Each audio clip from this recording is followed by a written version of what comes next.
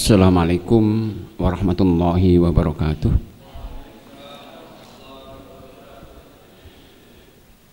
Innal hamdalillah nahmaduhu wa nasta'inuhu wa nastaghfiruh wa na'udzu billahi min syururi anfusina wa min sayyiati a'malina. Man yahdihillahu fala mudhillalah wa man yudlilhu falan tajida lahu waliyyan mursyida. Asyhadu an la ilaha illallah wahdahu la syarikalah wa asyhadu anna Muhammadan abduhu wa rasuluh. Allahumma salli wa sallim ala nabiyyika Muhammad wa ala alihi wa sahbihi wa man da'a bi da'watihi wa sara ala nahjihi ila yaumiddin. Amma ba'du, fa yaqulu subhanahu wa ta'ala fi muhkami tanzilih, ya ayyuhalladzina amanu taqullaha wa qulu qawlan sadida yuslih lakum a'malakum wa yaghfir lakum dhunubakum wa may yuti'illaha wa rasulahu faqad faza fawzan 'azima. Hadirin sekalian, bapak-bapak, ibu-ibu, ikhwah, akhwat dan saudara sekalian, alhamdulillah kembali Allah SWT berkenan untuk menyatukan kita dalam majelis yang mulia ini, majelis ilmu, setelah mungkin beberapa saat kita libur untuk konsentrasi melakukan ibadah dalam bentuk yang lainnya, khususnya di Ramadan kemarin, yang tentunya kita berharap mudah-mudahan rangkaian ibadah kita yang kita laksanakan Allah perkenankan untuk dicatat sebagai ibadah yang akan bisa menambah timbangan kebaikan kita, dan tentunya mudah-mudahan bisa juga menambah semangat kita untuk bisa melaksanakan rangkaian ibadah ke depan yang lebih baik dari sebelumnya. Karena sungguhnya hadirin sekalian, rangkaian ibadah yang terformat di bulan Ramadan kemarin yang kita semuanya tentunya begitu besar semangat kita untuk melaksanakannya, itu bukan ibadah baru ya, itu cuma ibadah lama. Puasa juga terformat di bulan Ramadan, sholat malam sama infak, internet Quran, semuanya adalah ibadah-ibadah lama. Cuman memang di Ramadan itu diformat oleh Allah SWT untuk kita lakukan lebih dari sebelumnya, lebih khususnya secara kuantitasnya.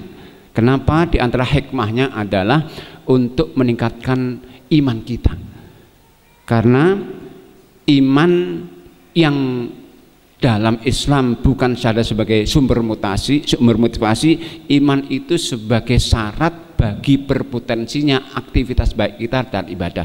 Itu kondisinya fluktuatif, naik turun naik turun. Rasulullah mengatakan al imanu yazidu wa yanqus, iman itu naik turun. Naiknya dengan apa? Rasulullah mengatakan yazidu bit ta'at, iman itu akan naik dengan ketaatan.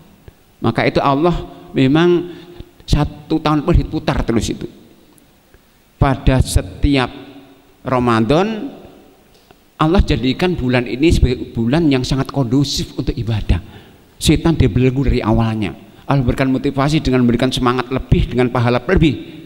Untuk apa? Sekali lagi, agar ketaatan-ketaatan yang begitu optimal itu kita laksanakan di Ramadan itu akhirnya bisa meningkatkan iman kita, sehingga harapannya di akhir Ramadan iman kita ada di puncak, sehingga semangat kita ibadah setelahnya itu akan lebih daripada sebelum Ramadan kemarin. Maka itu salah satu indikasi yang bisa dirasakan setiap kita bahwa ibadah Ramadan kita berhasil, yaitu ketika setelah Ramadan itu semangat kita untuk ibadah apapun bentuknya, semangat untuk belajar misalnya, semangat untuk apa saja, itu mestinya harus lebih tinggi dari semangat ibadah kita sebelum Ramadan kemarin. Kalau dengan Ramadan nggak mungkin, sebenarnya sebelum Sa'ban kemarin itu salah indikasi. Tapi kalau kemudian kita dapatkan kok sama saja atau mungkin lebih rendah, itu perlu sekali kita evaluasi. Karena dalam sebuah riwayat hadisnya Rasulullah mengatakan salah satu tanda keberhasilan ibadah seseorang itu, dalam salah satu riwayat hadisnya, man kana yaumuhu khairan min amsihi fahuwa rabihun wa man kana yaumuhu mithla amsi fahuwa khasirun wa man kana yaumu aswa min amsi fahuwa makbun. Barang siapa yang hari ini kok kebaikannya lebih dari yang kemarin-kemarin sebelum ibadah, maka mereka telah beruntung dan berhasil. Dan barang siapa yang hari ini kok sama saja dengan yang kemarin-kemarin, itu rugi. Dan barang siapa yang hari ini kok kemudian lebih rendah, itu celaka. Maka kalau kemudian kita sekarang kok masih sama saja dengan yang kemarin, mungkin justru malah lebih rendah. Ini sebenarnya indikasinya kok jamaahnya lebih sedikit ini dari yang kemarin-kemarin. Ini rawan ini. Perlu kita evaluasi. Barangkali ibadah kemarin kan belum benar, sehingga tidak memberikan nilai lebih dari iman kita, sehingga semangat kita juga akhirnya sama atau berkurang. Nah, kalau kita perhatikan jamaah sekalian, ketika Rasulullah menjelaskan tentang ibadah-ibadah khususnya di Ramadan kemarin, baru akan dikatakan berhasil, akhirnya berdampak bagi terhapusnya dosa-dosa kita, diberikannya kita pahala ketika ibadah-ibadah kita itu kita landaskan atas keimanan. Contohnya puasa Ramadan, sholat Ramadan, atau semangat di Al-Qadar itu Rasulullah mengatakan man shoma Ramadana wa man qoma Ramadana wa man qoma Al-Qadar imanan wahtisaban. Barang siapa yang puasa Ramadan, sholat di malam Ramadan, ibadah di malam Al-Qadar dengan atas dasar iman, maka mereka saja berhasil. Karena apa? Iman ini sebagai syarat utama bagi berpotensinya aktivitas baik kita dalam ibadah. Tapi iman yang dengannya ibadah tercatat ibadah yang benar itu ketika iman kita benar. Kita semua sudah beriman kok, tapi apakah benar iman kita itu benar?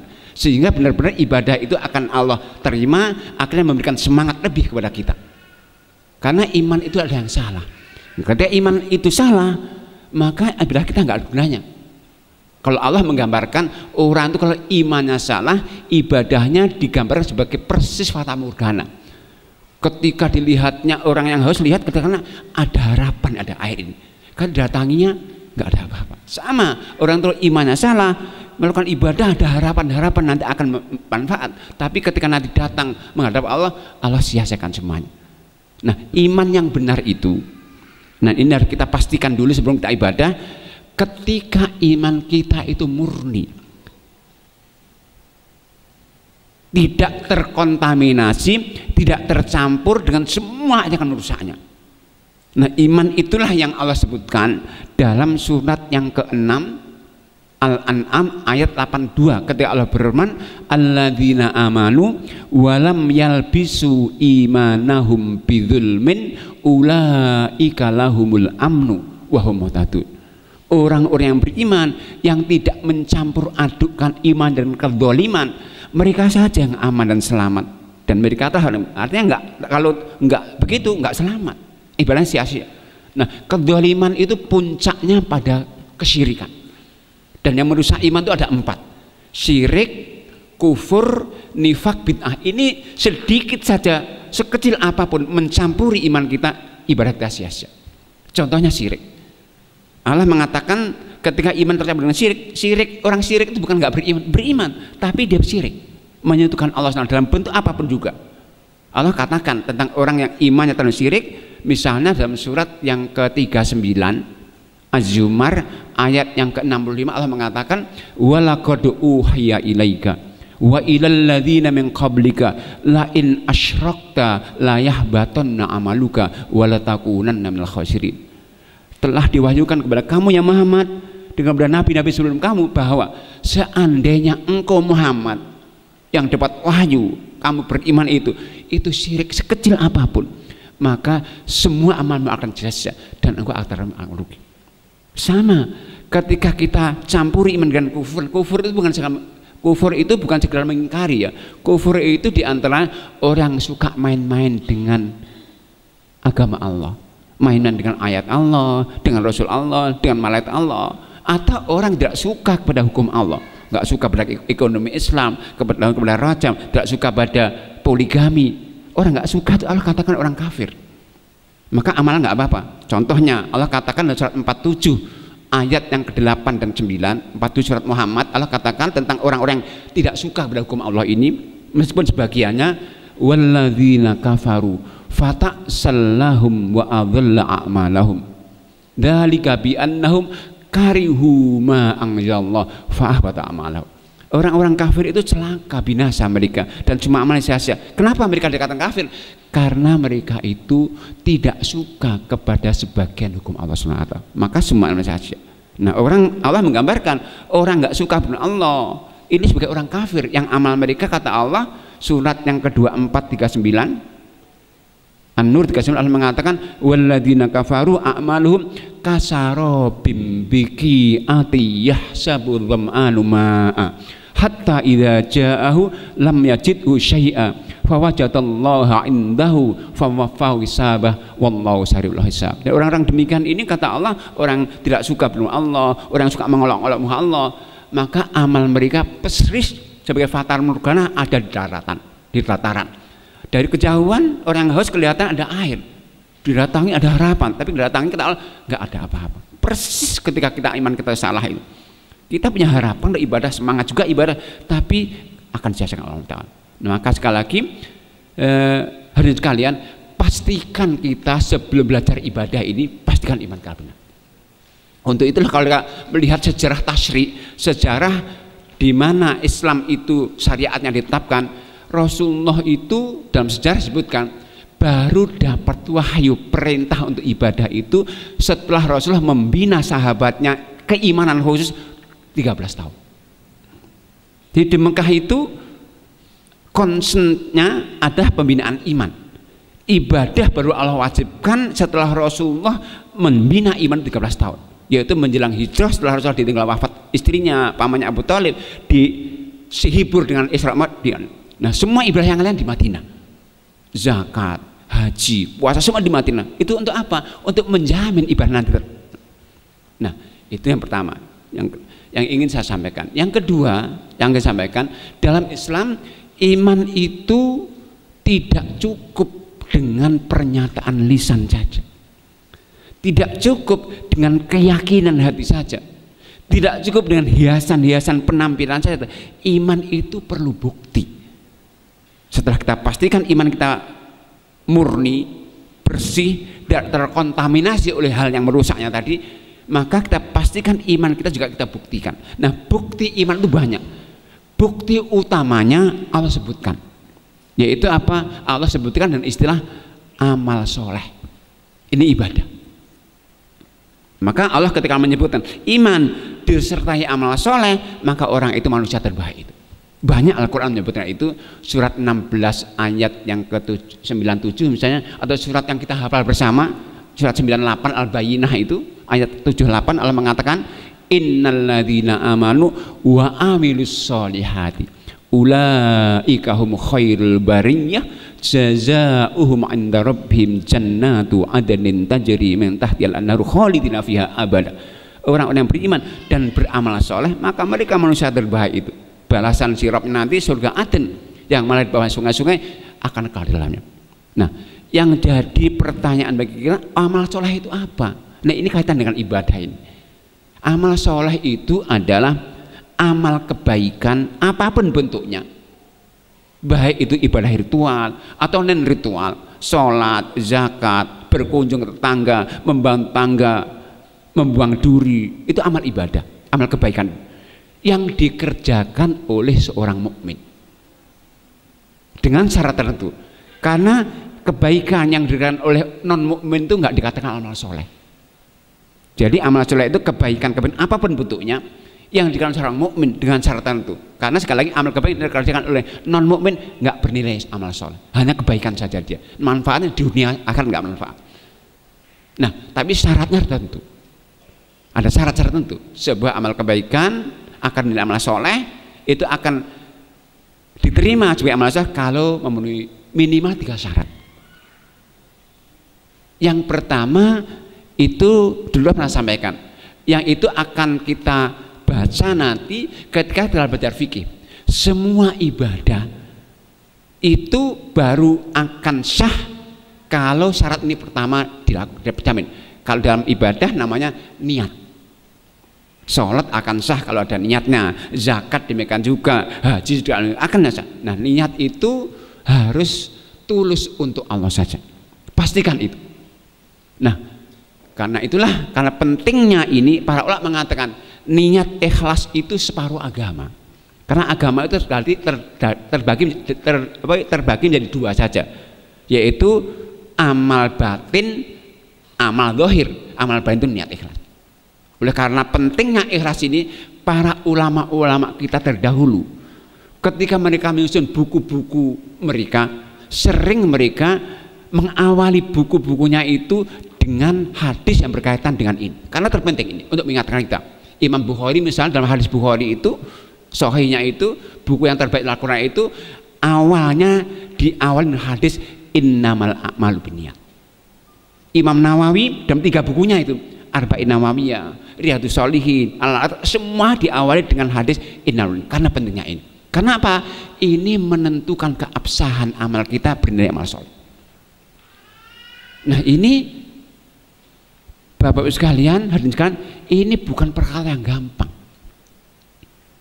Karena untuk menjamin semua kebaikan kita semenjak kita balik sampai mati, semenjak kita bangun sampai tidur, beramal soleh, bernilai amal soleh, harus kita pastikan niat kita itu ikhlas. Apapun bentuknya, kita masak untuk suami kita nyuapi anak kita, amal kebaikan, amal soleh, kalau niat kita karena Allah SWT. Untuk itu tuntutan Allah kepada kita agar ikhlas dalam berniat itu tuntutannya 24 jam 1 hari, sehingga akan menilai amal soleh. Allah katakan dalam ayat yang biasa kita baca Salatul Iftitah itu surat 6 162, Allah katakan apa? Kul inna sholati wa nusuki wa mahyaya wa mamati apa? Lillah.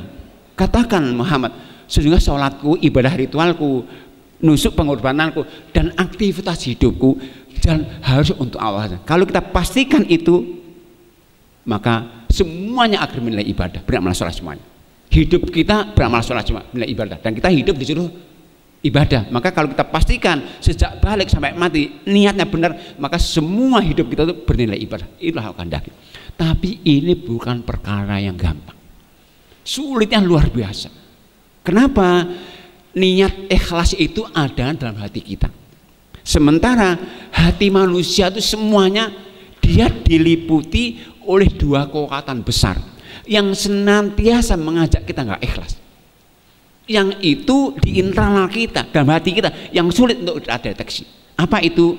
Pertama adalah hawa nafsu, yang kedua setan yang memang mampu membisik-bisikkan kita. Kenapa hawa nafsu itu demikian? Kan hawa nafsu itu potensi yang Allah berikan pada setiap kita, yang kita hilangkan. Tapi potensi ini senantiasa mengajak kita untuk tidak ikhlas, yang maunya buruk terus. Allah katakan tentang tabiat kondisi hawa nafsu itu surat yang ke-12 53. Awal juz 13 Allah mengatakan apa? Wa ma ubari'u nafsi innan nafsa la ammaratun bisu. Hawa nafsu semua tidak keburukan. Maka kita bisa sering kita rasakan kalau orang itu ibadah tidak maunya akan dilihat, dipuji. Kalau kita infak beri orang miskin 5.000, kita beri kok diem saya nggak terima kasih, kadang-kadang dikasih kok nggak terima kasih sih. Ini apa nafsu ini? Sulit luar biasa ini. Berat. Karena apa? Ini maunya itu, setan maunya itu. Setan itu kalau nggak bisa memalingkan dari ibadah, nggak apa-apa ibadah, tapi jangan ikhlas. Bisik-bisikan terusin. Nah pastikan. Maka itu para ulama mengatakan untuk memastikan ikhlas ini, karena sulitnya, beratnya, harus kita kawal terus menerus. Kawalnya itu sampai mati nanti. Kapan mengawalnya? Pertama ketika kita sudah berniat, yang itu syarat sahnya ibadah. Kenapa? Niat hati. Orang itu kalau mau niat sholat, mau niat zakat, mau berperang terus ini, ikhlas tidak, ikhlas tidak. Maka pastikan niat itu karena Allah saja, tata niatnya itu. Jangan kemudian dibisik-bisik, kamu nggak ikhlas nggak usah ibadah sajalah. Katanya begitu, oh nggak ikhlasin nggak usah ibadah, itu nggak benar. Karena apa? Kaidahnya begini, orang yang meninggalkan ibadah takut riak, itu riak. Jadi orang itu saya nggak mau sholat di masjid lah takut riak, itu riak. Saya nggak mau infak lah takut riak, itu riak. Tata niat ini, itu pertama. Yang kedua, kawal ketika kita melaksanakan ibadah itu, sholat, zakat, pengajian. Tata. Kenapa? Niat kita yang di awal sudah ikhlas, saat sedang melaksanakan bisa muncul tiba-tiba. Rasulullah mencontohkan begini, kalau Anda ke masjid untuk sholat ini, niatnya sudah ikhlas ini, ketika di masjid Anda sholat tahiyatul masjid. Nah saat sujud tiba-tiba terdengar orang datang ini. Wah ada orang, Ada orang bisa muncul riak tiba-tiba. Akhirnya apa? Pura-pura khusyuk, pura-pura. Padahal tadi biasanya nggak khusyuk ini. Sama, kalau kita ke masjid, ke pengajian, dari rumah ikhlas ini, nanti kalau di pengajian saya mau masukkan kotak infak ini nggak banyak kok, 5.000 saja. Ikhlas itu. Tapi saat datang ke masjid, pengajian, kok kebetulan kotak infak itu ditaruh untuk masjid itu. Atau diputer ini. Saat diputer pada giliran dalam kita, kok tetangga kita ngelirik ini. Kok ada orang lihat nih, akhirnya pelan-pelan lah, biar datang kita buat. Maka kalau Anda datang, perlama sujudmu, tata niatmu sampai hilang. Karena ini di hati itu perang, ikhlas gak ikhlas. Itu yang kedua. Yang ketiga, setelah kita pastikan kekawal sampai mati. Kenapa? Ikhlas kita sudah berlalu 2 tahun, 4 tahun, 5, 10 tahun bisa rusak tiba-tiba gara-gara kita tergoda oleh ujian Allah SWT lewat setan atau lewat nafsu. Dan Allah itu biasa menguji kita justru di kesuksesan kita, justru di kecenderungan kita, justru di hal-hal yang kita sukai. Orang suka ibadah, nanti ujian di situ. Usaha infak, itu Allah contohkan di kaum sebelum kita. Contohnya di masa lalu orang Yahudi, kaum Yahudi itu punya hobi, punya kecenderungan. Apa itu? Kecenderungan mereka jaring ikan, mancing ikan. Nah, Allah uji agar pada hari Sabtu, hari Sabat namanya, mereka harus ibadah, nggak boleh beraktivitas. Nah, yang jadi masalah, ikan itu munculnya di hari Sabtu. Bahkan Allah katakan dalam surat 7 ayat 163 itu, baca itu, pada hari Sabtu itu ikan itu terapung-apung di laut di depan mereka. Nah, selain dari hari Sabtu, ikannya singitan, nggak kelihatan. Nah, mereka nggak berhasil. Sama di kita juga begitu. Allah contohkan makhluk terbaik setelah Nabi, Abu Bakar. Abu Bakar itu adalah seorang sahabat Rasulullah yang paling dekat dengan Rasulullah. Dia dikatakan seorang sahabat yang dicintai dunia, dia lari dari dunia. Dia kaya, sahabat Abu Bakar. Tapi kayaannya untuk kepentingan dakwah semuanya. Saat hijrah, semua hartanya diinfakkan. Biar. Saat perang Tabuk, semua lagi. Nah, beliau itu kaya karena apa? Dapat gaji Allah. Beliau sahabat nggak ikut perang. Orang ikut perang itu dapat harta rampasan. Tapi harta rampasan yang untuk hak beliau itu sudah dialokasikan untuk fulan. Nah, di Madinah itu banyak orang miskin yang dijamin. Di antaranya keluarga besar namanya Mistah bin Utsasa. Ini keluarga besar, ini miskin dijamin Abu Bakar semuanya. Lama dijamin. Tapi suatu saat Allah uji Abu Bakar ini dengan ibadah yang dia sukses itu, yaitu infaknya itu. Kapan itu? Ketika beliau terfitnah orang Yahudi, keluarganya difitnah. Yaitu kapan? Yaitu saat Aisyah dituduh zina. Jadi Rasulullah itu kalau perang diundi istrinya, yang diajak perang siapa ini? Nah, pada perang itu yang keluar Aisyah diajak. Aisyah dinaikkan unta, di unta di atas ada haudat, rumah-rumahan. Aisyah masuk itu nggak kelihatan. Nah, saat perang berkecamuk, rupanya Aisyah turun dari haudatnya itu, nggak tahu kemana. Nah, setelah usai perang, sahabat bergegas pulang ke Madinah, nggak tahu kalau Aisyah turun kemana tahu. Akhirnya mereka menggiring unta Aisyah ke Madinah. Nah, ketika rombongan perang sudah berangkat ke Madinah, Aisyah baru kembali ke tempatnya, kok nggak ada. Bingung Aisyah. Akhirnya ternyata ada seorang sahabat juga ketinggalan. Saat sahabat itu ketinggalan begitu datang, kok melihat ini istri Rasulullah. Beliau bawa unta. Akhirnya Aisyah, ya Ummul Mukminin wa ibu orang mukmin, naiklah ke untaku. Saya akan menuntun dari depan. Akhirnya Aisyah naik untanya sahabat ini, dituntun di depan. Sampai di Madinah, yang mengetahui pertama orang Yahudi. Langsung mengatakan, menyebarkan Aisyah berzina dengan sahabat. Tersebar di Madinah itu. Karena berita tersebar, kemudian Mistah yang diinfak Abu Bakar terpengaruh oleh isu ini, ikut menyebarkan isu itu. Berita bahwa Mistah ikut menyebarkan isu Aisyah zina sampai ke telinga Abu Bakar. Langsung Abu Bakar merespon dengan bersumpah, demi Allah sejak saat ini saya akan hentikan infak ini. Itu benar enggak? orang menghentikan nafkah kepada orang miskin gara-gara dia disakiti. Dalam Islam enggak, Bu. Maka begitu sayangnya Allah Abu Bakar, Allah turunkan ayat khusus untuk mengingatkan Abu Bakar, ya Abu Bakar itu salah. Surat 24 ayat 22. An-Nur wala ya'tali'ul fadli muwasin ayyu'tu'il qurba.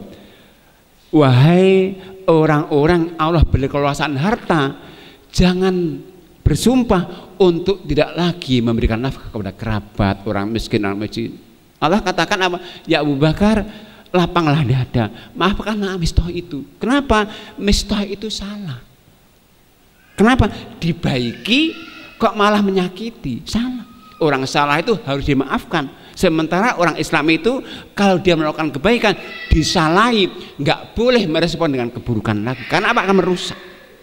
Jadi dalam Islam itu, orang Islam itu kalau dia disakiti oleh orang yang telah dibaiki, nggak boleh merespon keburukan. Justru Allah mengatakan untuk memaafkan orang itu karena orang itu salah. Maka Rasulullah itu ketika dahulu pernah berdakwah ke Taif, nggak diterima, bahkan dilempari para pemuda berdarah. Rasulullah mengatakan apa? Saat itu Rasulullah mengatakan, ya Allah, berikanlah hidayah kaumku yang melempari aku, karena mereka melempari karena nggak paham. Kalau paham nggak mungkin melempari kok. Kalau di Jawa kan ada filsafat sing waras sing ngalah. Mereka nggak waras dibaik kok. Kalau kita ikut melempari, ikut nggak waras juga. Itulah bahasa komunis umat Islam. Kata Allah, bahasa komunis kita surat yang ketiga 159, fabima rahmatinallahi lintalahum walau kunta faddan ghalidul qalbi lan faddu min haulik fa'fu anhum wastaghfir lahum. Dengan rahmat Allah saja kamu bisa berlemah lembut dengan umat Islam yang lainnya.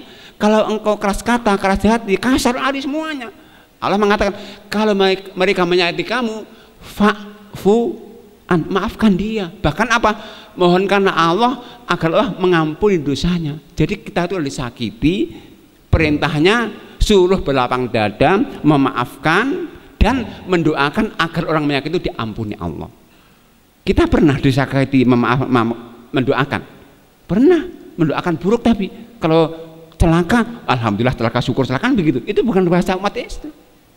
Nah, iman kita sering diuji dalam itu. Hati-hati.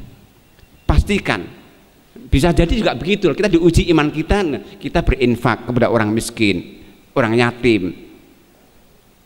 Kita sekarang juga menghimpun untuk orang yatim, orang miskin 10 tahun, 50, 20 tahun sampai sukses orang-orang itu berbantuan kita selama 15 tahun. Kok Allah menguji kita?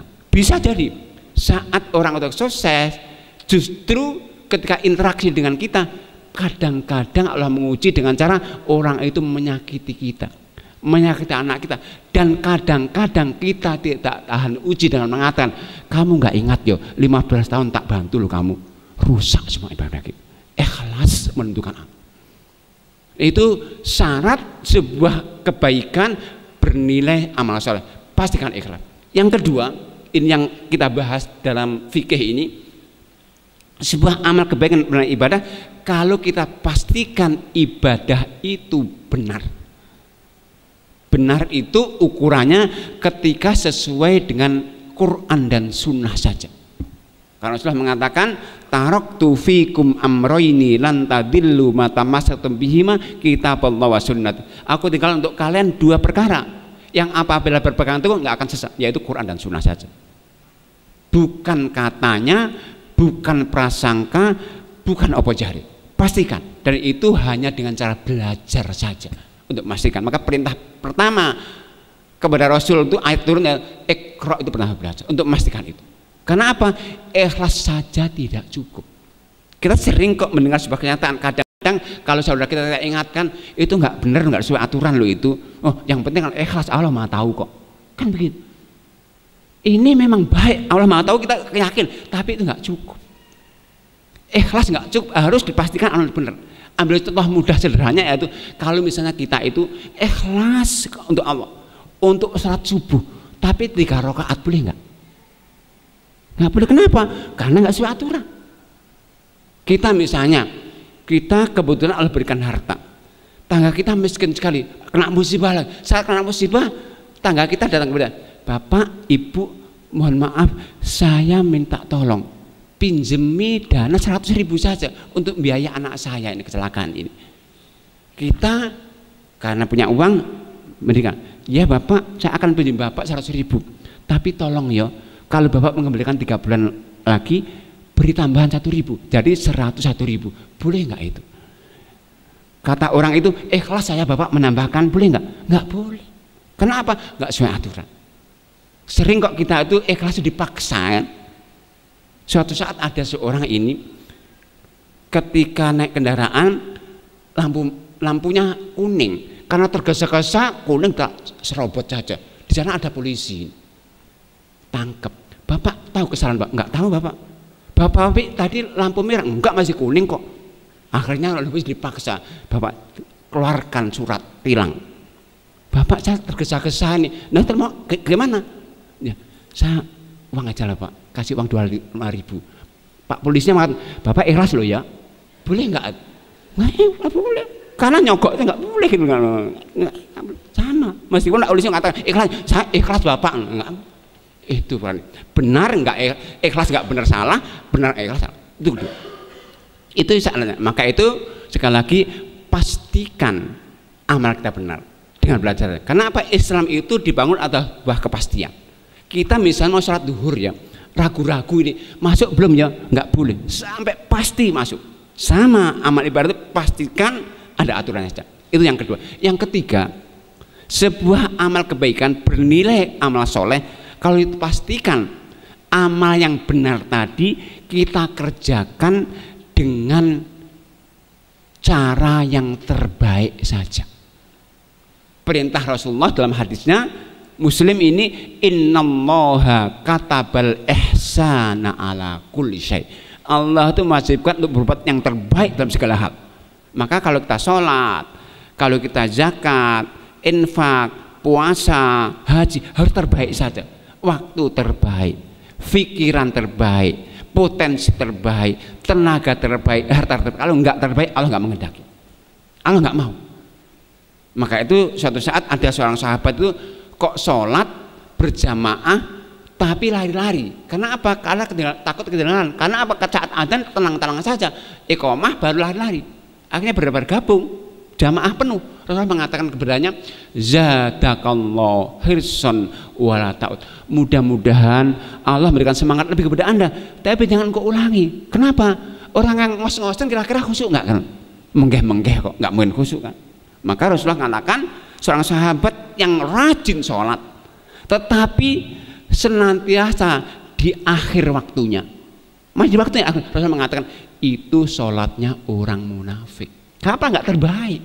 Allah pun menyebutkan dalam Al-Quran surat 4:142 itu Allah katakan apa? Innal munafiqina yukhadi'unallah wa huwa khadi'uhum wa idza qamu ila sholati apa? Qamu kusala. Orang kalau sholat malas-malas, nanti akhir waktunya nanti juga baru sholat. Itu sekali lagi penyakit ini suka mengganggu kita. Munafik namanya, nifak namanya. Buktinya apa? Kita mungkin pernah kok saat mau sholat malam kita udah pasang alarm ini jam 3:30, 4. Tapi pernah kita bel pertama, oh nanti dulu lah, bel kedua nanti dulu. Pernah nggak itu? Ini orang munafik itu malas, penyakit nih. Allah nggak mau itu. Maka itu Allah untuk sholat itu Rasulullah mengatakan apa? Untuk sholat ini kata Rasulullah, as-sholatu fi awalil wakti ridwanullahi wa fi akhir wakti afullah. Sholat yang dikerjakan di awal waktu itu adalah ridho Allah. Allah sangat senang sekali. Tapi yang dikerjakan di akhir waktu, Rasulullah katakan apa? Afullah. Afullah itu apa? Ampunan Allah. Ampunan itu apa? Sesuatu yang salah diampuni. Dan kita tahu ampunan Allah itu baru diberikan kepada mereka yang salah kalau kesalahannya itu nggak sengaja. Kesalahan itu karena tergelincir, karena kebodohannya. Allah katakan kok bahwa ampunan diberikan kepada yang salahnya nggak sengaja, surat 4 ayat 17. Ini surat 17 Allah katakan apa? Innamat taubatu 'alallahi lilladzina ya'maluna su'a apa? Bijahalatin tsumma yatub. Taubat itu hanya pas Allah berikan kepada mereka yang salahnya nggak sengaja karena kebodohannya. Maka itu karena sholat di akhir waktu itu ampun Allah, maka dan ampun Allah diberikan kepada yang nggak sengaja, kita baru boleh sholat di akhir waktu kalau nggak sengaja, tertidur, terlupa. Kalau sengaja nggak boleh, nggak diampuni. Maka seorang itu nggak boleh kalau capek ba'da maghrib dibangunkan suaminya, istrinya, anaknya, bapak sudah isya itu, saya malas masih ngantuk, nanti tolong saya akan sholat isya sekaligus tahajud saja lah. Nggak boleh. Kenapa? Sholat akhir waktu sholat isya itu kapan? 1/2 malam. Rasulullah mengatakan, laula an asyukka ala ummati la amartum ayu akhirul isya ila nisfil laili. Seandainya aku tidak memberatkan umatku, pasti perintahkan mereka untuk sholat, untuk akhiran sholat, muntakhiran sholat isya sampai 1/2 malam. 1/2 malam itu jam berapa? Jam 11-an kurang. Karena malam itu maghrib sampai subuh, diparuh itu jam 11 saja. Artinya apa? Sholat itu isya itu akhirnya jam 11 malam. Nah, kalau tahajud jam 2 malam, jam 11 malam, kita isya berarti itu nggak boleh. Kenapa? Para ulama mengatakan sholat isya itu waktunya terbagi menjadi 2. Waktu pilihannya mulai ba'da maghrib sampai 11. Kalau 11 sampai subuh itu namanya waktu emergensi. Bolehnya ya nggak sengaja, tertidur, terlupa. Kalau sengaja sekaligus isya nggak boleh. Maka dalam Islam itu tidur sebelum isya itu tidak boleh. Karena khawatir nanti akhir-akhir. Karena apa? Kalau itu tidur berarti nanti akan sengaja kalau terus nggak boleh. Allah yang terbaik saja. Sama. Kalau kita tuh infak, sedekah, membantu orang miskin, Allah nggak menerima yang bekas-bekas, yang buruk-buruk, nggak mau. Dengan tegas Allah katakan surat yang kedua ayat 267 yang dipanggil kita orang beriman. Kalau mau infak itu yang baik-baik saja, jangan yang buruk. Allah katakan ya ayyuhalladzina amanu anfiqu min thayyibati ma kasabtum wa mimma akhrajna lakum minal ardi wa la tayammamul khabitha minhu tunfikuna wa lastum bi akhidhihi illa an tughmidu fi. Wahai orang beriman, infaklah dengan yang baik-baik saja dari penghasilan kalian, dari yang kami keluarkan untuk dari bumi ini. Dan Allah katakan jangan memilih harta buruk untuk kalian infakkan, sementara kalian sendiri sudah tidak mengambilnya kecuali dalam dengan mati. Jadi kalau mau infak kenul hayat itu jangan yang sisa, Bapak Ibu sekalian, harus yang terbaik. Orang itu yang boleh infak sisa hanya orang miskin saja. Kalau dia punya 3.000 sudah bisa makan, minum, sisanya baru boleh infak. Kalau orang kaya infaknya dari awal sudah dipilihkan. Surat 70 ada 4 25 Allah katakan apa? Wa fi amwalihim haqqum ma'lum lisail. Orang berpenghasilan tetap itu ada bagian disisihkan dari awal. Dapat gaji langsung untuk apa? Kemudian diinfakkan kepada yang butuh. Miskin minta enggak minta-minta. Yang terbaik saja. Bahkan dengan tegas Allah katakan loh, pahala infak kita baru Allah berikan kalau infak itu kalau pilihkan dari harta yang kita cintai saja. Surah yang ketiga ayat 92 awal juz 4 Allah katakan lan tanalul birra hatta tunfiqu mimma tuhibbun. Kan nggak mungkin mendapatkan pahala kebajikan infak sampai infak itu pilihkan yang terbaik saja. Sama puasa kita nggak mungkin terima kalau yang baik-baik saja. Maka kalau sekarang lagi puasa kita nggak berdampak pada pengampunan dosa, itu rugi. Rasulullah mengatakan begini, rahima anfumriin ja'ahu Ramadan walam yukfar lahu. Sungguh celaka seseorang itu kalau dia bersumpah dengan Ramadan, ternyata Ramadan itu nggak bisa menghapus dosa dia. Puasa itu menghapus dosa. Kalau ternyata puasa nggak menghapus, rugi. Para ulama mengatakan begini, Ibnu Hajar Al-Hambali dalam bukunya Lataiful Ma'arif mengatakan begini, man lam yukfar lahu fi Ramadan lam yukfar lahu fi masifa. Orang itu kalau belum terampun dosa di bulan Ramadan, maka potensi di yang lain diampuni besar. Jadi orang nggak terampuni dosa di Ramadan, maka di bulan lain nggak terampuni juga. Ramadan itu waktu yang sangat kondusif untuk ibadah, terbelenggu sama setan. Kalau Ramadan nggak terampuni, bagaimana dengan bulan yang lain? Nah maka dan puasa itu yang terbaik saja yang akan mendapatkan pahala dengan puasa itu. Maka Rasulullah mengatakan kalau puasa itu jangan sekenanya, sebisanya, jangan parsial, harus total puasa itu. Puasa itu artinya apa sih? Puasa itu artinya menahan diri, menahan syahwat, itu puasa. Maka puasa itu kalau menahan syahwat semuanya, semua entitas diri kita ini, anggota badan kita, ya syahwat perut kita, syahwat kelamin kita, syahwat lisan kita, syahwat mata kita, syahwat tangan, semua syahwat. Kalau kita menahan satu syahwat yang lain tidak terkendali, nggak akan. Rasulullah mengatakan, man lam yada qaula zuri wal amalabi falaisa lillahi hajatun min ayada ta'amal. Orang itu kalau puasa kok berbohong, syahwat lainnya nggak terkendali, nggak ada puasa. Bahkan tegas Rasulullah mengatakan begini untuk puasa ini, wa idza kana yaumu shaumi ahadikum, kalau kalian sedang berpuasa, Rasulullah mengatakan apa? Fala yarfud, jangan pernah berkata kotor, lisan ini. Wala yafsuk, jangan pernah berbuat maksiat. Wala yashab, jangan pernah membuat gaduh. Wa insabau ahadun au qatal, kalau ada temennya yang mencacinya, mencelanya, menghinanya atau mengajaknya kelahi, katakan saya sedang puasa ini, nggak mau berkata kotor, nggak mau membuat gaduh, nggak mau mencela, nggak mau karena semua akan merusak puasa, nggak akan berpahala sama sekali. Itu sekali lagi 3 syarat utama bagi ibadah kita. Kalau kita menghendaki ibadah kita bernilai amal soleh yang akan mengantarkan kita untuk menjadi manusia terbaik dalam ulaika hum khairul bariyah. Nah, hadirin sekalian, dalam materi fikih yang kita telah bahas, saya nggak ingat nih sampai terakhir sampai mana dulu tuh.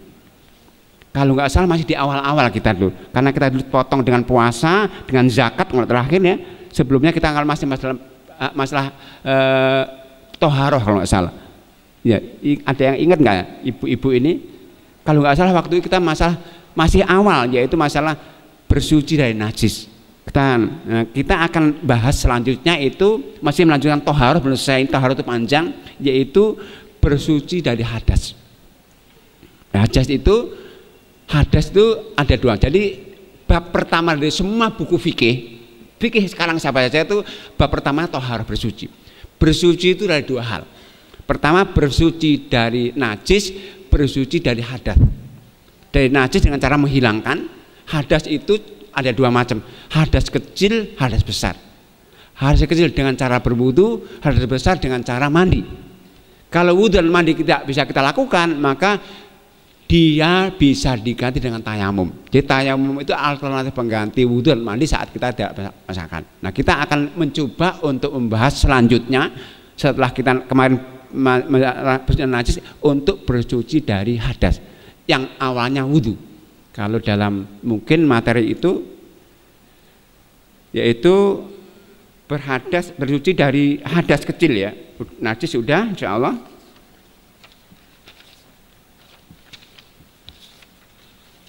Berwudu. Jadi berwudu itu adalah merupakan salah satu syarat sahnya salat kita. Karenanya kalau ingin menjamin salat sah, maka pastikan wudu kita juga sah. Kalau wudu nggak sah, salat nggak sah juga.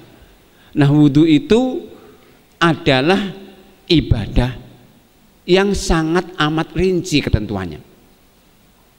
Cuman untuk wudu itu ada ketentuan minimalnya, ada ketentuan idealnya. Ketentuan minimal itu kalau para ulama mengatakan rukun, yang hanya dengannya saja akan sah. Nah, wudu sebagai satu ibadah, dia ibadah yang berpahala besar, sangat besar sekali. Nah, untuk wudu itu Allah dalam Al-Quran tetapkan satu ayat rinci sekali yang disebut ayat wudu, yaitu surat yang kelima ayat 6. Itu ayat wudu itu rinci sekali. Idza qumtum ila sholati faghsilu wujuhakum wa aydiyakum ilal marafiq wamsahu biru'usikum wa arjulakum. Itu ayat wudu. Nah, kalau hadisnya banyak.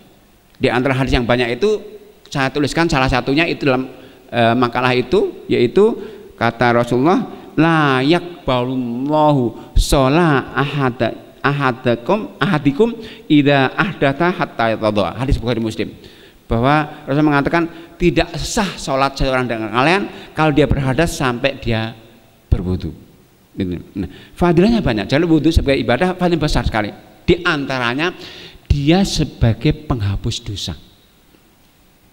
Rasulullah mengatakan begini hadisnya, hadis Muslim ini, kalau seorang mukmin itu berwudu kemudian membasuh mukanya, maka akan bergugurlah semua kesalahan-kesalahannya yang diakibatkan karena pandangan matanya dengan berguguran dengan ikut air yang berguguran dari wajahnya itu. Kalau dia kemudian mencuci kedua tangannya, akan bergugur semua kesalahannya yang disebabkan karena ulah tangannya bersama dengan air yang menetes dari tangannya itu. Dan demikian selanjutnya. Hadisnya Muslim ini. Atau hadis yang lain, saya tuliskan di situ. Ini hadis juga sahih riwayat Muslim dan yang lainnya itu. Rasul mengatakan kepada sahabatnya, ala adullukum ala ma yamhullahu bil khotoya wa yarfa'u bidarajat. Dan ala adullukum, tidakkah aku tunjukkan kepada kalian perbuatan-perbuatan yang bisa menghapus dosa-dosa kalian dan meningkatkan derajat kalian di Allah Taala. Rasulullah mengatakan begitu, sahabat mengatakan bala, ya, tentu kami mau ya Rasulullah, silahkan tunjukkan kepada kami. Rasulullah mengatakan ada 3 amal yang dengan itu akan terhapus dosa kalian dan derajat kalian akan diangkat oleh Allah Taala. Apa itu? Pertama, isbahul wudu'i alal makarihi, wudu dengan sempurna ketika menghadapi kesulitan. Saat dingin sekali misalnya, saat kena dapat musibah, mendapat kesulitan, saat kita marah, itu wudu itu akan menghapus dosa sekaligus dan mengangkat derajat kita. Tapi wudu dengan sempurna, bukan sekedar wudu. Itu yang pertama. Yang kedua, dia mengatakan wa kathratul khuta ilal masjid. Amal yang bisa menghapus dosa itu yaitu memperbanyak langkah menuju ke masjid. Dalam hadis yang lain Rasul mengatakan orang itu kalau ke masjid 1 langkah dia langkahkan, 1 kebaikan dia tulis. Langkah kedua 1 keburukan dia hapus. Sekian. Maka Rasul mengatakan, Rasulullah dalam a'dhamun nasi ajran fil jamaati ab'adu mamsan. Orang yang paling besar pahalanya dalam salat jamaah itu yang paling jauh langkahnya, yang lebih jauh jalannya. Maka para sahabat Rasulullah itu kalau ke masjid yang mestinya 1 langkah dia kan 2 langkah, jadi pendek langkahnya karena 1 kebaikan 1 keburukan. Itu sahabat mengatakan. Itu yang kedua. Yang ketiga Rasulullah mengatakan apa? Wa intidharus sholati ba'da sholat. Salah satu penghapus dosa dan penaik derajat itu menunggu sholat setelah sholat. Apa itu? Iktikaf.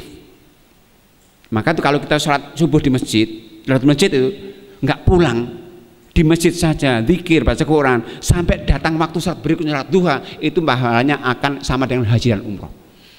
Bisa menghapus dosa semua. Apa? Menunggu sholat setelah sholat. Maghrib nggak boleh pulang sampai isya, itu pahalanya menghapus dosa besar sekali. Nah, Rasul mengatakan 3 amalan tadi, wudu sempurna, memperbanyak langkah, menunggu. Rasul mengatakan hadis apa? 3 kali diulangi. Fadzalikumur ribatu, fadzalikumur ribatu, fadzal. 3 amal itu nilainya sejajar dengan jihad. Ribat itu berjaga di medan perang. 3 kali sejajar dengan jihad, dengan jihad. Itu amalnya ringan, pahalanya besar. Hadisnya Muslim dan yang lainnya. Itu wudu diantaranya. Maka wudu ibadah yang luar biasa kalau wudu kita benar sesuai aturan dan kita kerjakan dengan cara yang terbaik. Jadi ikhlas sesuai aturan dan yang terbaik, baru akan berpahala itu wudu. Berikutnya adalah jelaskan tuh fardu wudu. Fardu wudu itu yang kata sabut tadi ketentuan minimalnya. Ya, hanya dengan itulah akan sah wudu kita. Apa itu? Yang pertama tadi niat. Niat itu niat ikhlas maksudnya. Nah, niat itu dalam hati, nggak perlu diucapkan. Hati karena Allah. Saya mau wudu karena Allah saja. Sebab apa? Kalau misalnya kita berhadas besar, kita mandi, nggak niat apa-apa, maka nggak dapat pahala apa-apa. Dan mandi kita nggak menghapus hadas besar kita. Jadi kalau kita mandi misalnya kita sedang haid, wanita haid atau junub, kemudian mandinya untuk nyegarkan badan saja, nggak punya niat untuk maka hadas besar nggak hilang. Karena innamal a'malu binniyat. Pastikan niat itu karena Allah SWT untuk menghilang hadas besar itu. Sama wudhu kan. Innamal a'malu binniyat. Yang kedua, rukun wudhu itu adalah membasuh muka 1 kali. Rukunnya 1 kali. Membasuh itu dengan air yang banyak ya. Kalau orang mengatakan air yang mengalir itu tidak harus pakai keran ya. Mengalir itu artinya kalau kita taruh di sini, kita tumpahkan mengalir. Jadi mengalir tidak harus pakai keran. Jadi mengalir tidak harus pakai keran. Jadi mengalir itu ketika ditumpahkan, maka kita alirkan, ini mengalir. Muka itu mulai ujung rambut sampai dagu, ini sampai telinga. Itu muka. Jadi harus muka semuanya. Sampai begini. Membasuh itu airnya banyak. Itu rukun yang kedua. Rukun yang ketiga adalah membasuh tangan sampai siku, karena siku termasuk yang dihapus. Jadi siku terbasuh artinya airnya banyak sampai mengalir, tidak boleh diusap saja. Itu yang ketiga. Yang keempat adalah mengusap kepala.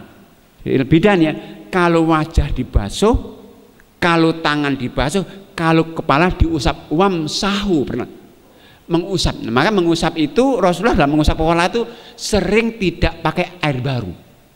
Jadi Rasul setelah membasuh tangannya, untuk giliran mengusap kepala Rasul hanya begini saja, masih terbasah tangannya ini Rasul begini, kemudian diusapkan. Mengusap itu Rasul caranya ada 3 kali, 3 cara. Yang pertama Rasulullah pernah mencontohkan begini.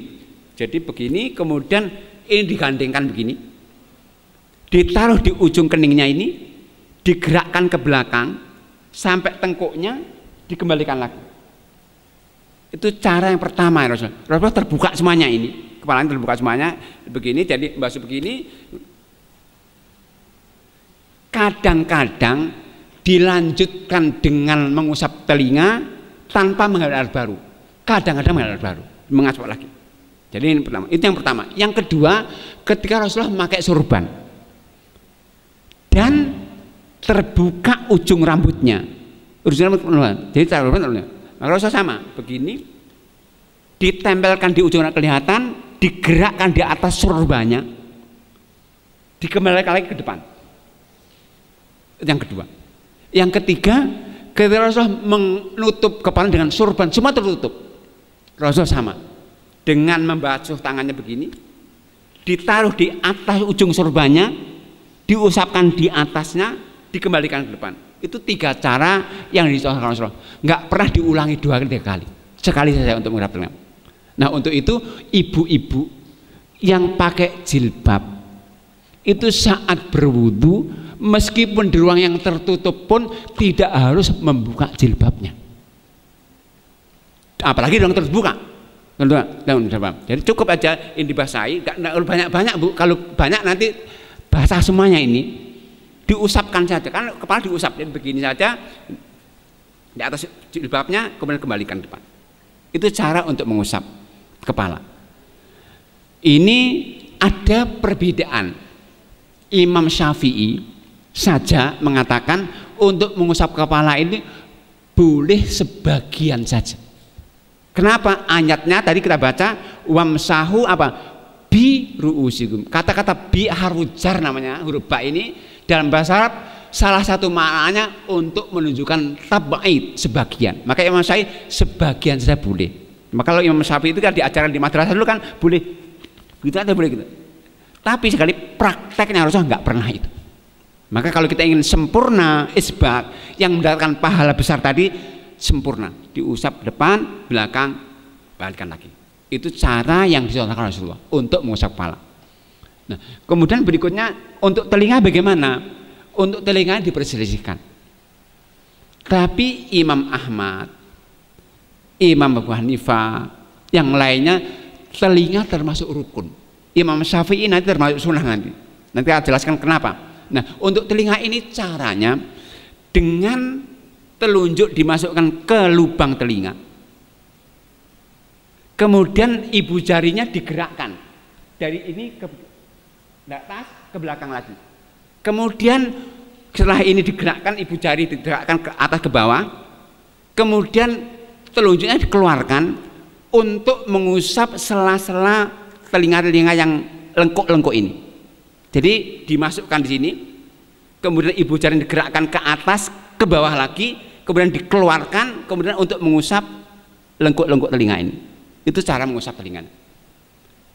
Baru kemudian yang berikut membasuh kaki. Kembali basuh, wajah dibasuh, tangan dibasuh, kaki dibasuh. Yang diusap kepala dan telinga saja. Nah, membasuh kaki itu sekaligus mata kakinya harus terbasuh. Kalau mata kaki sedikit saja, satu ujung kuku nggak terbasuh, nggak sah. Di suatu saat pernah ada seorang sahabat itu ketika wudhu, sebagian mata kakinya dikatakan satu ujung kuku nggak terbasuh. Rasul mengatakan wailun lil aqab, celaka itu nanti. Karena apa? Nggak terbasuh ini, harus dibasuh. Itu rukun. Kemudian yang terakhir tertib, berurutan. Artinya wudhu itu nggak boleh dibolak-balik, kaki dulu, baru telinga, nggak boleh, harus ada awal, wajah, tangan. Itu ketentuan minimal. Yang hanya dengan itu saja wudhu kan sah. Tapi ini belum sempurna, sehingga apa? Nggak mendatangkan pahala banyak tadi. Yang mendatangkan pahala itu ketika isbal, ketika sempurna wudhu dengan sunnah-sunnahnya nanti. Itu yang kemudian berikutnya ini baru sunnah-sunnah wudhu. Nah, sunnah wudhu itu yang pertama adalah membaca basmalah sebelum memulai wudhu. Nah, basmalah ini dibaca sebelum mulai wudhu. Nah, kalau kita wudhunya di kamar kecil, sementara kita tidak boleh menyebut nama Allah, maka basmalah dibaca sebelum masuk. Untuk itulah doa sebelum masuk kamar kecil itu diawali Bismillahi Allahumma inni a'udzubika minal khubuthi. Itu doa mewakili doa wudu gitu. Maka di dalam kamar kecil nggak boleh lagi kita untuk baca itu. Sebelumnya kita baca itu maka sudah mewakili itu. Kalau kita wudunya di kamar kecil, dan itu boleh. Karena Rasulullah biasa kok wudu kamar kecil. Dia Rasulullah itu kalau mandi, kaminnya nggak di luarnya, di kamar kecil ya. Mandi Rasulullah kalau mandi mengawali dengan basuh telapak tangan, kelamin, wudhu. Nah, nggak mungkin wudhunya keluar wudhu baru masuk lagi, enggak, di kamar kecil itu. Jadi boleh. Tapi basmalahnya dibaca sebelum masuk. Itu sunnah pertama. Sunnah kedua memakai siwak, membersihkan gigi. Tapi sebetulnya kalau ada siwak itu nggak terwakili oleh sikat gigi. Siwak itu adalah dahan arok. Nggak tumbuh di Saudi, nggak perlu di Indonesia, tumbuhnya di Syam, di Palestina, di Syria, di Jordan, termasuk di India. Itu siwak itu sekali lagi ini sunnah Rasulullah. Yang Rasulullah mengatakan as-siwaku madharatun lil fami mardhatun. Siwak itu, pakai siwak itu bisa membersihkan mulut dan bisa membuat Allah senang. Maka Rasulullah itu tidak terhitung satu dari para siwaknya. Bahkan Rasulullah ketika wafat pun masih pakai siwak karena pahalanya besar. Dan siwak kalau ada nggak tergantikan oleh sikat gigi. Kenapa ini sunnah? Contoh. Dan itu bisa dibuktikan secara ilmiah. Jadi dalam penelitian disebutkan siwak itu mengandung zat-zat tertentu nggak dikandung oleh yang lainnya. Sama kalau kita terjilat oleh anjing itu pakai debu, nggak terwakili oleh sabun itu. Terbukti juga ternyata debu itu bisa membersihkan sesuatu yang nggak diberikan oleh sabun. Sama, maka itu praktek mudahnya begini. Kalau misalnya kita habis sikat gigi bersih pakai odol, kemudian habis sikat gigi kita sentuhkan tangan kita ke gigi kita. Coba antum bau nggak kira-kira itu? Sudah sikat gigi loh, bau. Tapi kalau kita tidak sikat gigi 3 hari 3 malam, kita sikat gigi ini, makan, minum, kemudian pakai siwak, digerakkan, nggak akan bau. Itu kelebihan siwak. Maka pakai siwak itu sunnah Nabi. Khususnya setiap melakukan perbuatan yang makan, minum, baca Quran, itu semuanya disunahkan untuk pakai siwak dulu. Itu sunnah yang kedua. Yang ketiga adalah mencuci telapak tangan 3 kali. Jadi Bismillahirrahmanirrahim, kemudian kita pakai siwak, kemudian mencuci telapak tangan 3 kali. Nah, ketika mencuci telapak tangan itu disunahkan untuk dengan menyela-nyela jari-jari. Nanti akan disebutkan juga sunnah itu. Itu yang ketiga. Yang keempat berkumur. Ini sekaligus yang keempat ya, namanya al-istinsyak, memasukkan air ke dalam hidung, mengeluarkannya. Nah, Rasulullah dalam kaitan berkumur dan memasukkan air itu 1 kali ngambil air. Jadi berkumurnya itu Rasulullah mengambil air tangan kanan begini, telapak tangan dengan air, kemudian pakai kumur sekaligus dihirup airnya, kemudian dikeluarkan dengan tangan gini. Jadi begini. Jadi istinsyak itu bukan mengusap hidung ya, tapi menghirup air. Kalau nggak terbiasa tersedak ini, kalau biasa akan enak. Jadi Rasulullah kalau ngambil air ini dimasukkan ke mulutnya, lalu dihirup, kemudian keluarkan. Namanya istinsak, memasukkan dan mengeluarkan sekaligus. Ini sunnahnya. 4 dan 5. Yang keenam sunnahnya menyela-nyela jenggot bagi yang berjenggot. Kemudian yang ke-7 menyela jari-jari. Jadi saat kita membasuh telapak tangan tadi begini, sama kaki juga sama nanti, disela dengan jari tangan kaki itu, untuk memastikan air sampai ke lekuk-lekukannya tangan ini, lekukan antara jari per jari ini. Kemudian yang ke-8 mencuci anggota wudhu 3 kali sunnahnya. Jadi anggota wudhu yang dicuci itu apa? Wajah, tangan dan kaki. Sunnahnya 3 kali.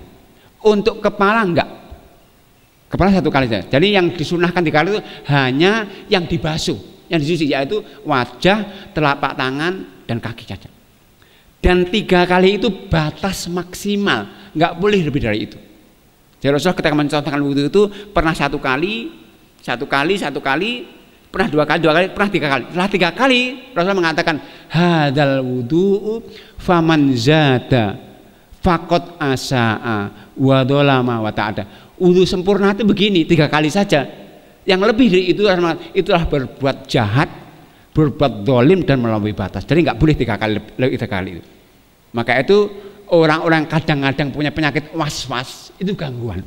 Kalau kamar mandi nggak habis, nggak selesai, itu gangguan itu. 3 kali maksimal. Itu berikutnya sunnahnya itu mendahulukan yang kanan. Jadi kalau anggota badan kita terbuat dari dua anggota, tangan, kaki, dahulukan yang kanan dulu, baru kemudian yang kiri. Karena Rasulullah mengatakan karena Rasulullah yuhibbut tayamuna fi tanaulihi wa tarajjulihi wa tahuri. Rasulullah itu menyukai mendahulukan kanan dalam semuanya hal. Pakai sandal, menyisir rambut, pakai bersucinya mendahulukannya kanan. Itu sunnahnya. Berikutnya adalah menggosok anggota wudhu. Jadi wudhu tadi kan wajah, tangan, kaki dibasuh. Artinya apa? Kita basuh, kita ambil gayung, kita basuh kan cukup.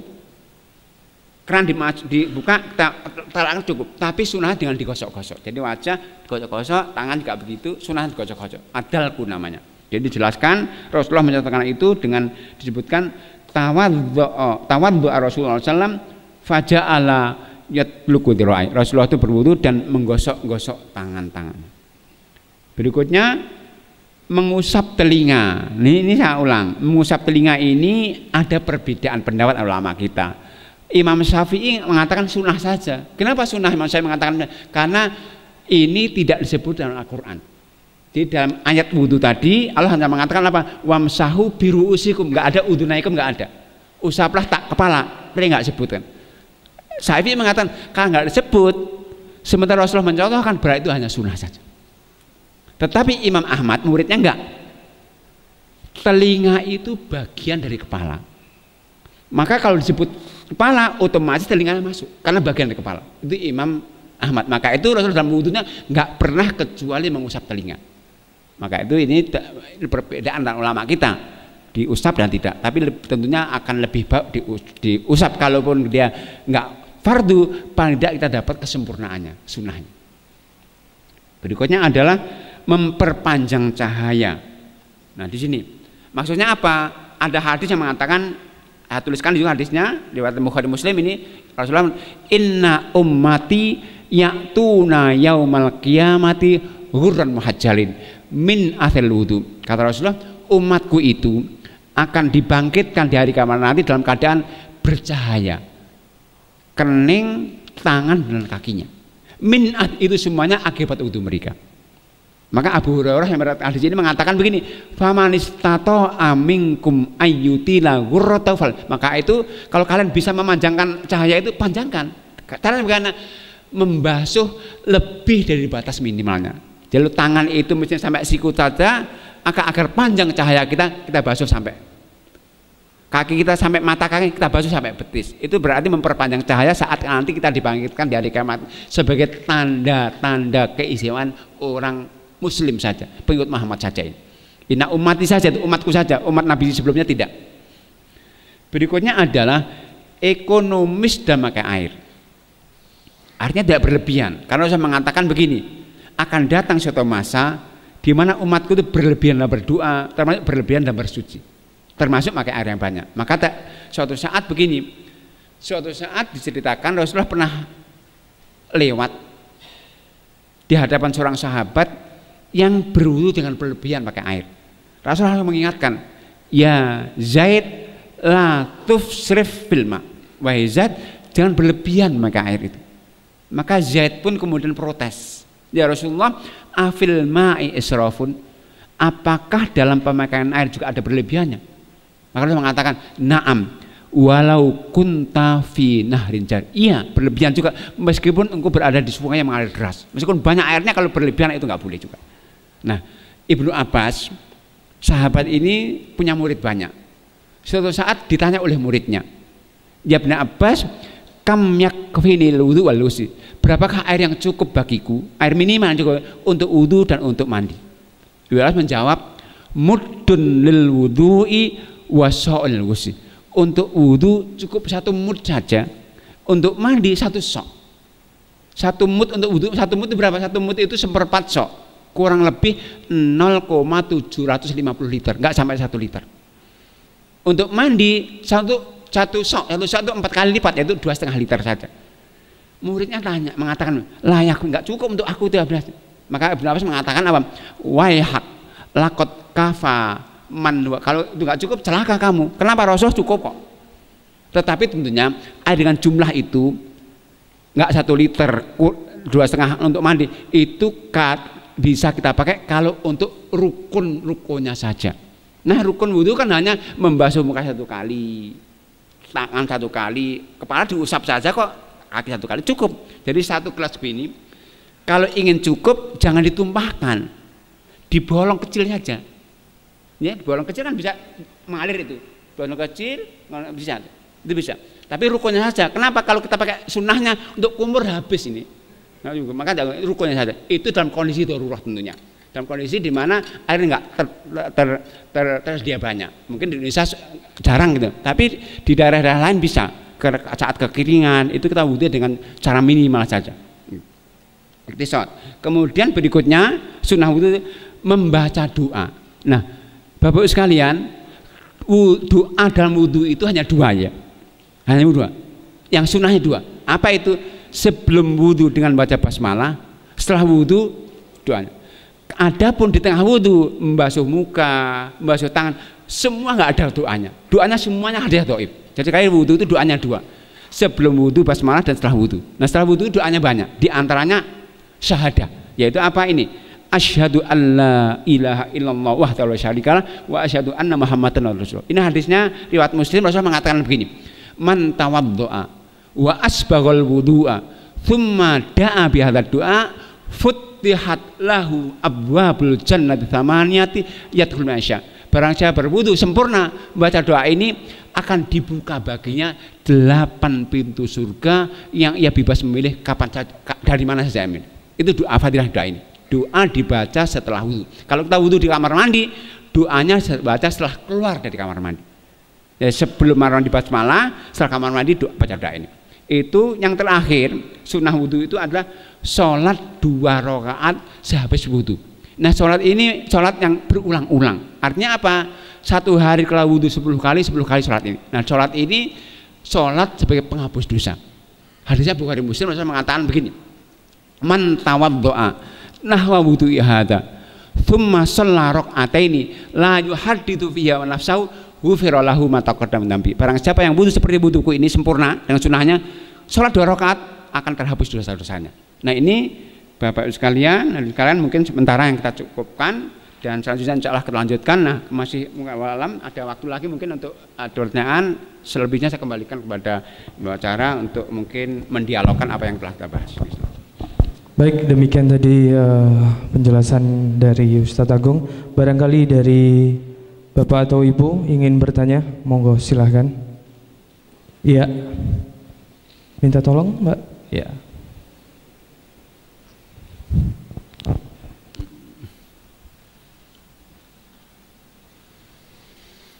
Assalamualaikum warahmatullahi wabarakatuh. Waalaikumsalam warahmatullahi wabarakatuh. Ini Pak Ustadz, saya mau menanyakan, ini Ibu kan suka mengikuti majelis taklim. Terus barusan itu memberitahu saya kalau berwudu itu harus menggunakan air, kalau misalkan tidak dari air yang mengalir, misalkan menggunakan bak yang tidak dibolongi, itu harus 1 drum. 1 drum?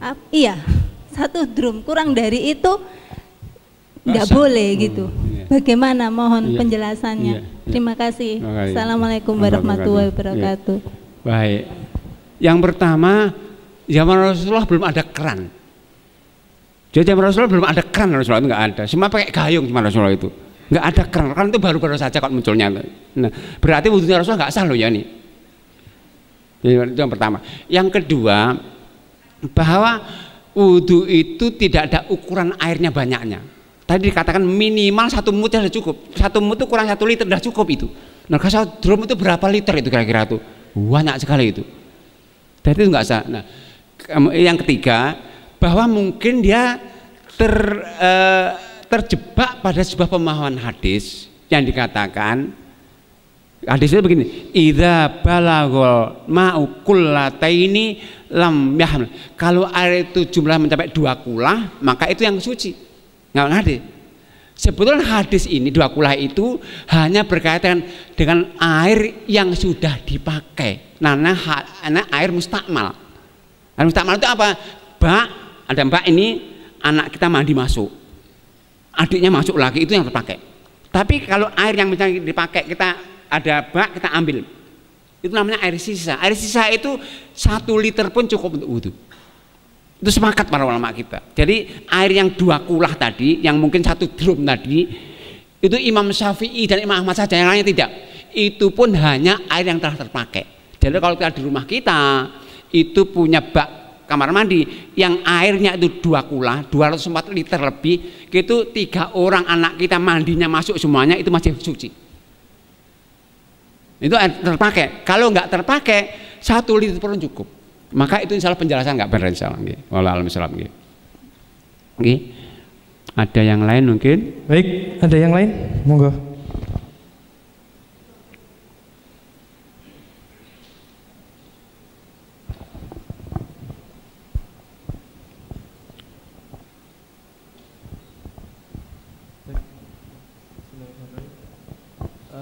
Begini Ustaz, kalau misalnya tadi kan kita berwudu kemudian baca, kalau misalnya berwudunya di dalam kamar mandi kita membacanya di luar gitu Ustaz.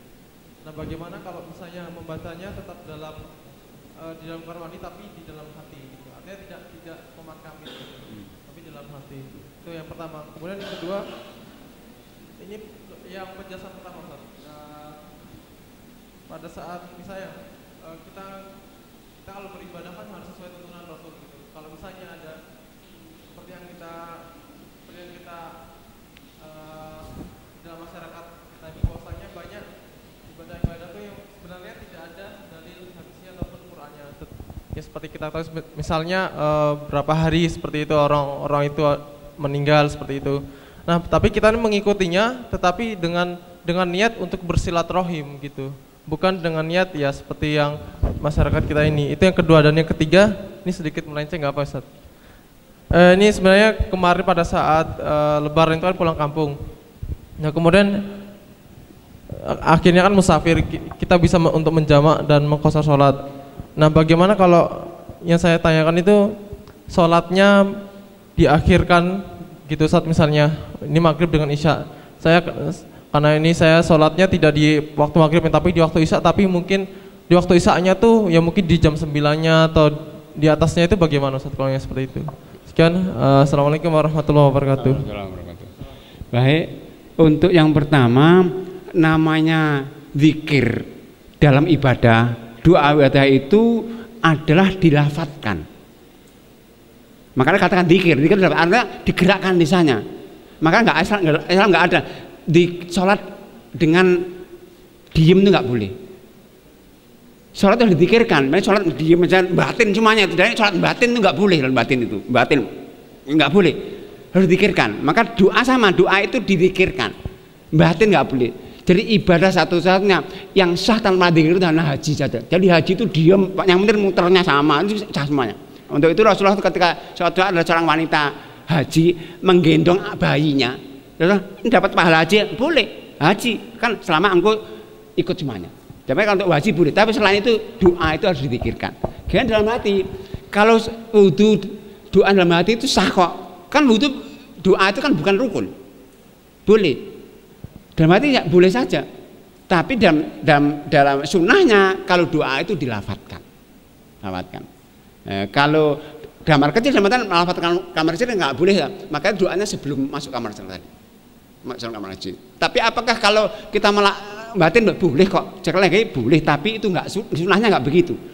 Contohnya begini, ada seorang misalnya begini, tanya, Ustadz kan kalau sujud itu disilahkan untuk berdoa. Sebenarnya nggak hafal doanya bahasa Arab, nggak hafal nih. Bolehkah doa bahasa Indonesia? boleh, tapi jangan dilafadzkan. Kalau dalam sholat dilafadzkan menjadi batal kan. Nah, kalau bukan bahasa Arab loh. Sama kalau kita Al-Fatihah misalnya Al-Fatihah, tapi kita tadabbur dengan menerjemahkan hati, boleh kan? Alhamdulillahirrahmanirrahim, tapi hati kita segala puji Allah. Tapi kalau diucapkan langsung batal itu.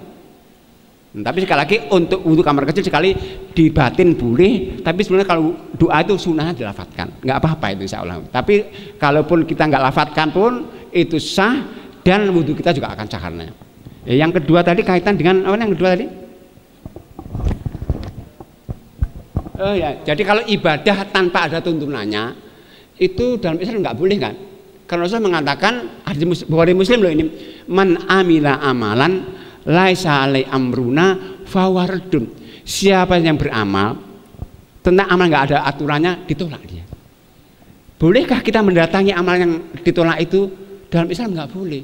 Karena mendatangi sama dengan membenarkan. Kalau Anda mendatangi, kemudian ada yang melihat, kalau kita misalnya seorang aktivis misalnya, kok kita datang akan dikatakan dari pembenar loh, oh, itu bapak itu datang berarti boleh loh, akan dari pembenar. Jadi seorang muslim itu datang ke tempat mungkar itu haram karena akan menjadi pembenar bagi yang melihatnya, kecuali dengan satu niat, ketika dia punya niat untuk mengingkarinya. Tapi bisa nggak mengingkari suatu tradisi? Kalau nggak bisa, lebih baik tidak. Jangan kemudian kita mendatangi kemungkaran untuk kemudian menyambung silaturahim.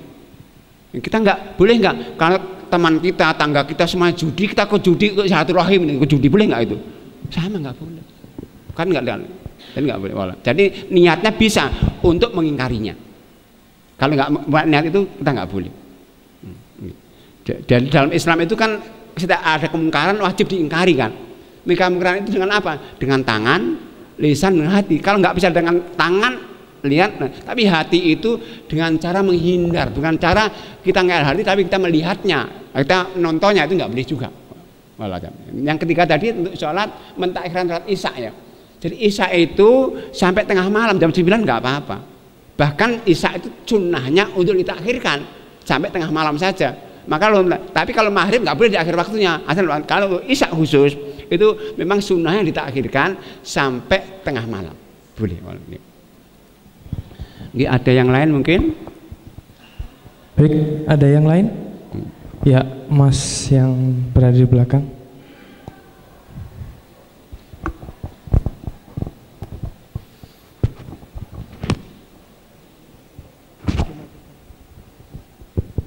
Assalamualaikum warahmatullahi wabarakatuh. Waalaikumsalam warahmatullahi wabarakatuh. Tadi Ustadz mengatakan bahwa salah satu sunnah wudhu adalah membaca basmalah.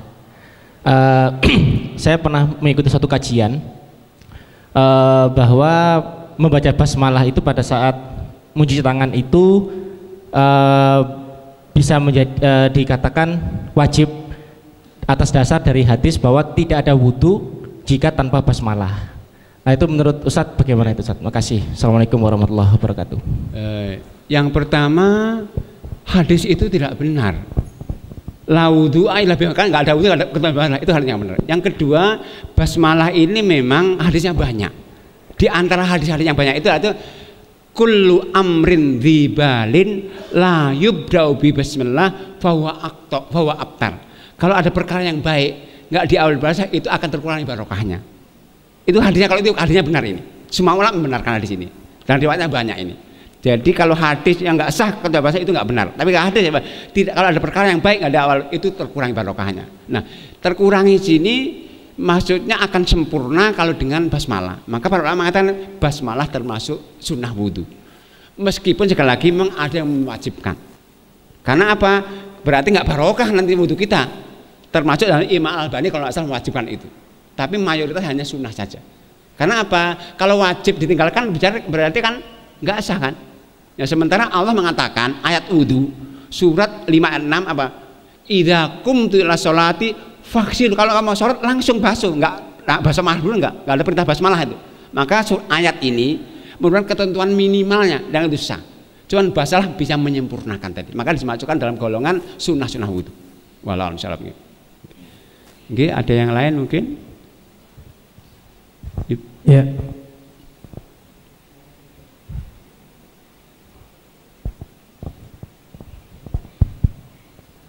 Assalamualaikum warahmatullahi wabarakatuh. Waalaikumsalam warahmatullahi wabarakatuh.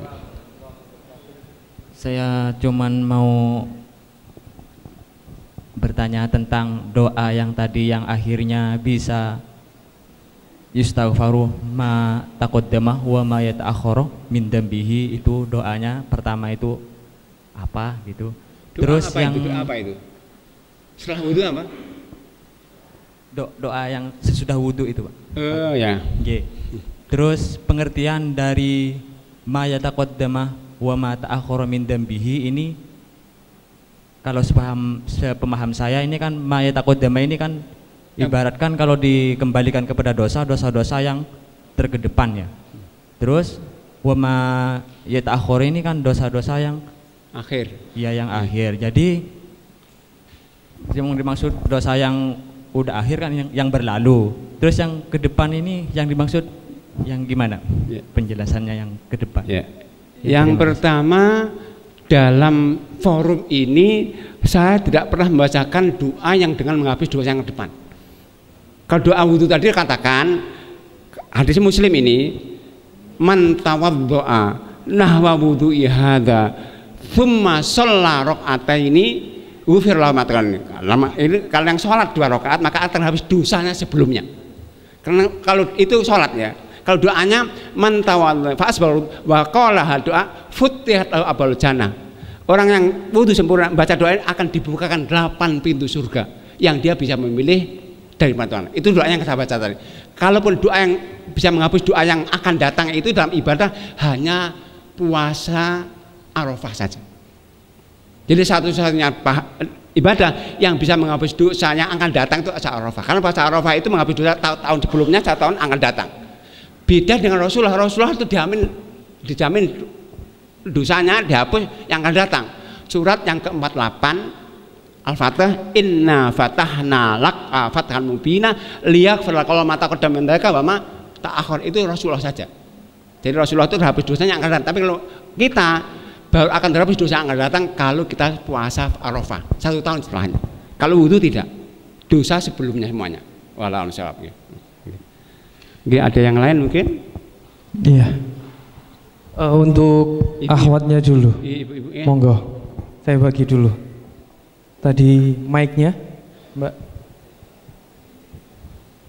Mic yang satunya lagi di mana? Ini. Iya.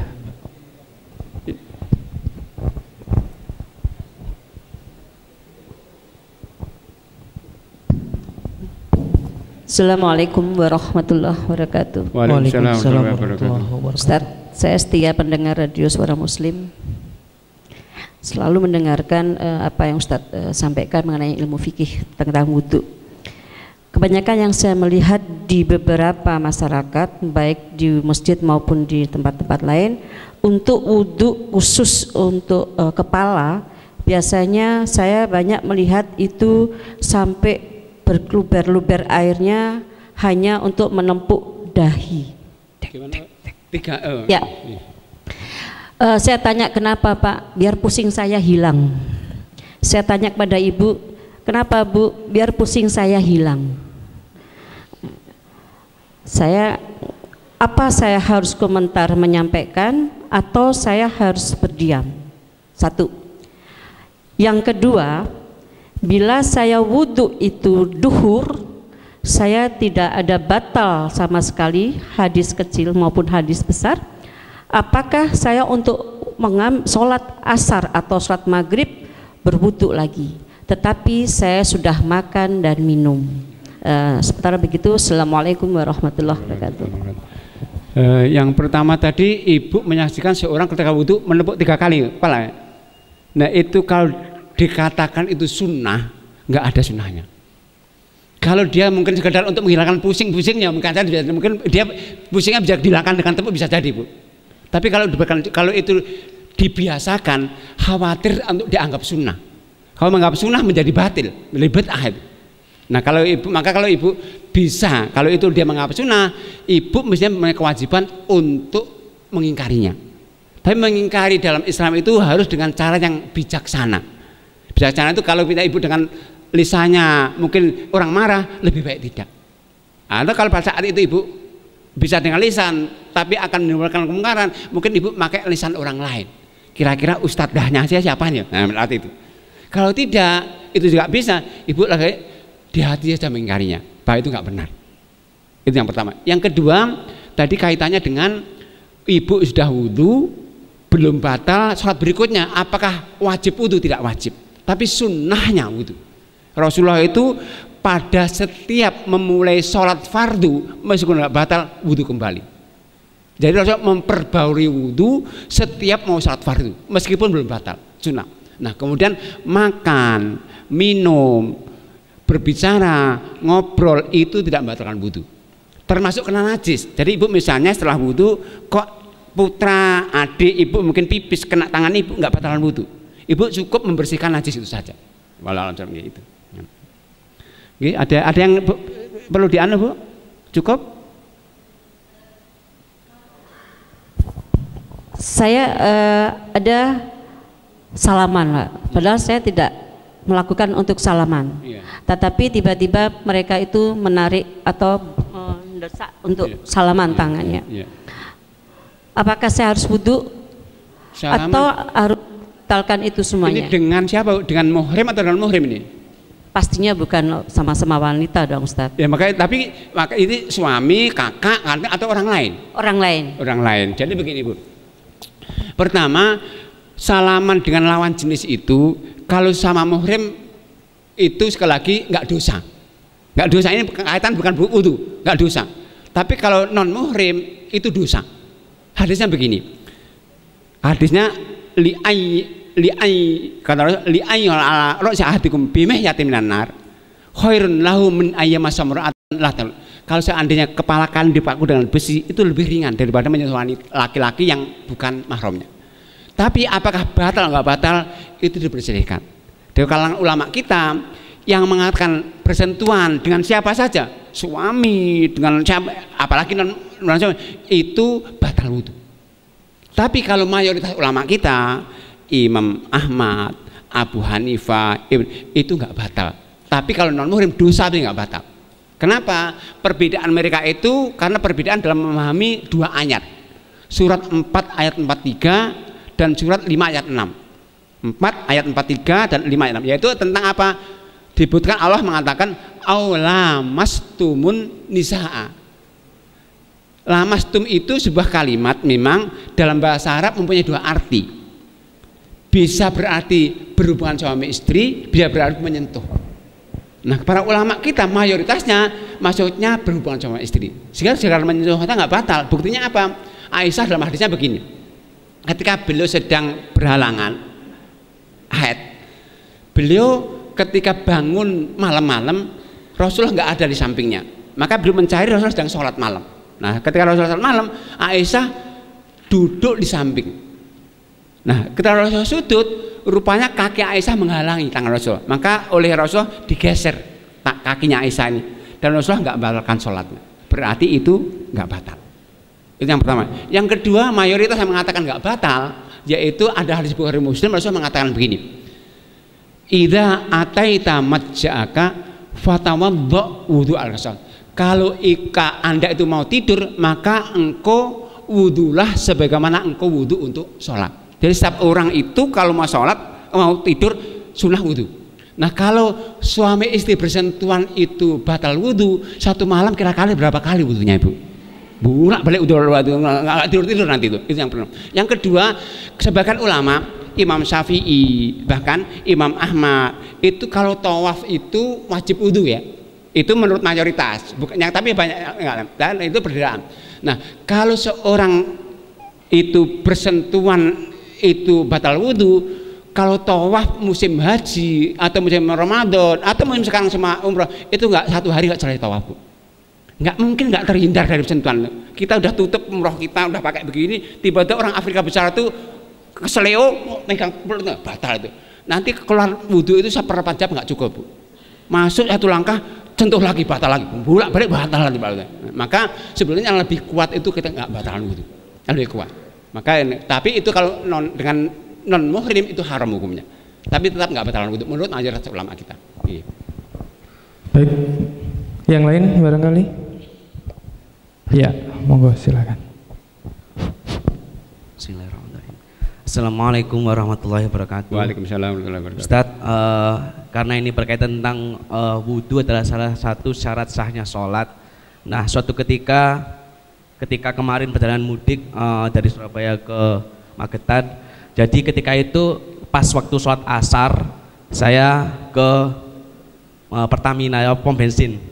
Nah, ketika itu saya wudhu, dan ketika wudhu itu entah mengapa, kenapa kok bau airnya itu kok bercampur dengan bensin seperti itu, Ustadz. Nah, karena ada sifat keraguan, akhirnya saya tetap saya lanjutkan itu, kemudian saya sholat. Nah, suatu masalah lagi ketika saya sholat ternyata ditepuk juga oleh seseorang. Nah, dengan Ustadz tadi bilang bahwa salah satunya sholat adalah wudhu, dengan wudhu saya dengan kualitas air yang seperti itu, kemudian juga saya mengimami sholat orang, seperti apa itu hukumnya, Ustadz? Terima kasih. Assalamualaikum warahmatullahi wabarakatuh. Jadi yang pertama kaitan dengan air ya.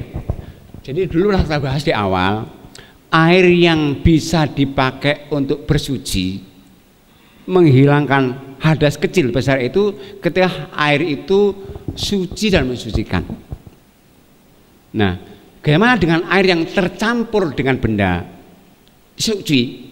Nah, dua katakan dalam poin yang ketiga, jadi air itu tercampur dengan benda suci tergantung apakah benda yang mencampur itu merubah sifatnya atau tidak. Baunya, sifat tiga, bau, rasa, warna.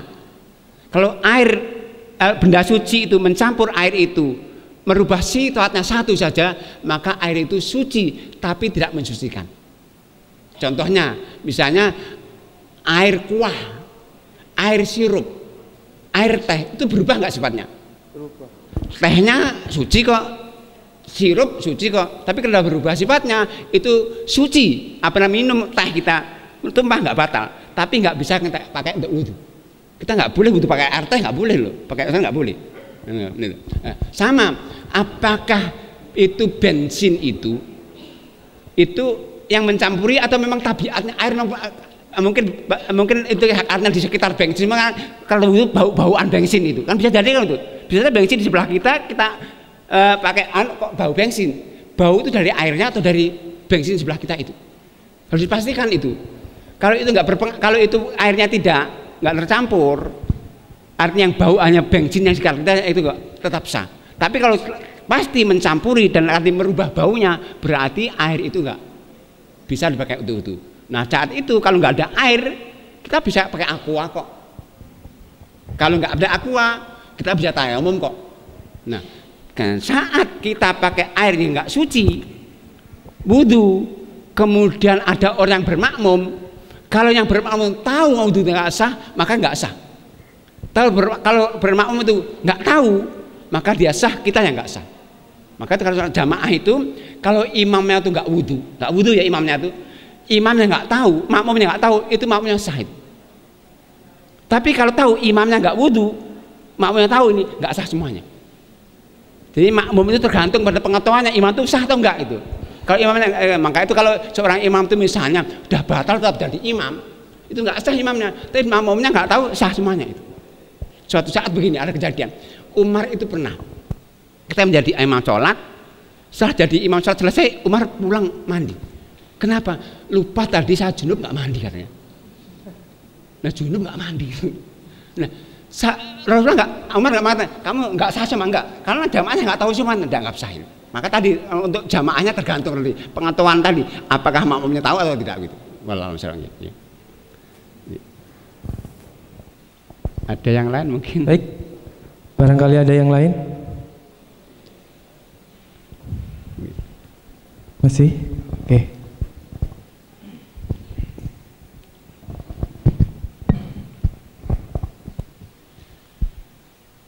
Kalau kita sedang itu Ustaz, wudhu di dalam bak, itu misal airnya itu dalam Ustaz, kalau dijangkau dengan tangan tidak sampai, harus pakai gayung. Nah, pas pakai gayung itu kita siramkan ke wajah. Untuk yang kedua kalinya pasti air itu menjadi mustakmal atau air itu jatuh ke nganu. Itu kalau kita menurut hukum fikih katanya nggak boleh Ustaz ya. Sementara tapi kita kan sulit menghindarinya Ustaz. Itu bagaimana? Untuk yang kedua Ustaz, berkaitan dengan ayat Al-Waqi'ah, di surat Al-Waqi'ah, la yamassul illa mutahharun. Itu yang dimaksud konteksnya itu Laul Mahfudz yang dijaga oleh malaikat atau Quran yang sedang kita bawa ini. Syukran. Jadi yang pertama kaitan kita berwudu dengan gayung, kemudian sebagian airnya kembali lagi. Itu bukan air mustakmal. Itu air yang tercampur dengan benda yang sudah terpakai. Mustakmal itu sudah dipakai semuanya. Mustakmal air dipakai. Kalau air tercampur. Nah, air yang terpakai saja itu kalau mayoritas ulama kita selain Imam Syafi'i, Imam Ahmad loh, sedikit pun itu sah. Contohnya Rasulullah itu kalau wudu, ketika membasuh tangannya, pada giliran mengusap kepalanya, Rasulullah nggak mengambil air baru loh. Air yang tersisa yang terpakai loh itu ya. Dan masuk tangannya, begini saja. Berarti yang terpakai itu sedikit pun sah. Itu mayoritas ulama kita. Nah, tapi kalau yang antum sebutkan tadi itu bukan mustakmal, itu air yang tercampur.